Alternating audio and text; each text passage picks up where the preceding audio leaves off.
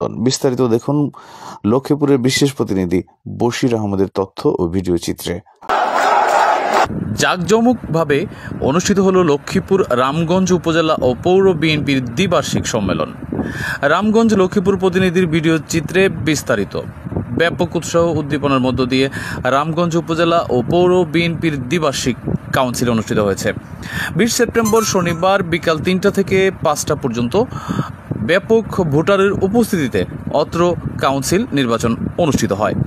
Union ও পৌরসভার 10টি ওয়ার্ডের মোট 1420 ভোটার তাদের ভোটাধিকার প্রয়োগ করেন। ফলাফলে জানা যায় 413 ভোট পেয়ে বিজয়ী হয়েছেন মোজাম্মেল হক মজু। তার নিকটতম প্রতিদ্বন্দ্বী শাহাবুদ্দিন তুর্কি পেয়েছেন 297 ভোট।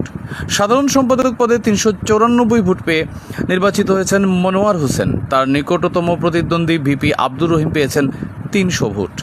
সাংগঠনিক পদে 455 ভোট পেয়ে নির্বাচিত হয়েছেন নজরুল ইসলাম ও আবুল বাশার পেয়েছেন 389 ভোট।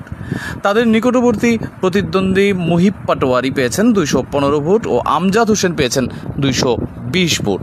অন্যদিকে পৌর বিএনপির সভাপতি পদে নির্বাচিত হয়েছেন 362 ভোট পেয়ে শেখ কামারুজ্জামান।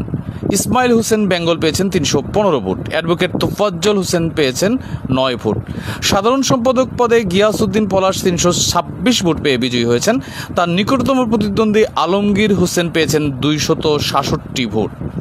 তোফাইল আহমেদ পেয়েছেন 73 ভোট। সাংগঠনিক পদে বিজয়ী হয়েছেন 313 আঙ্গরজেব বাবুল ও সাবেক কাউন্সিলর ইকবাল চৌধুরী। 296 তাদের নিকটতম প্রতিদ্বন্দ্বী মিজানুর রহমান মিরন 233, রেজাউল করিম 281, উবায়দুল্লাহ 32। রিটার্নিং কর্মকর্তার দায়িত্ব পালন করেন জেলা বিএনপির নেতা মনিরুল ইসলাম হাওলাদার। ভোটাররা অনেক দিন পর ভোট দিতে পেরে খুবই আনন্দিত। নেতৃবৃন্দরা বলেন, আগামীকাল থেকে আমরা সবাই শহীদ জিয়ার সৈনিক। আমাদের প্রত্যেকের একটাই প্রতীক, ধানের শীষ। আমরা সবাই একই পরিবারের লোক।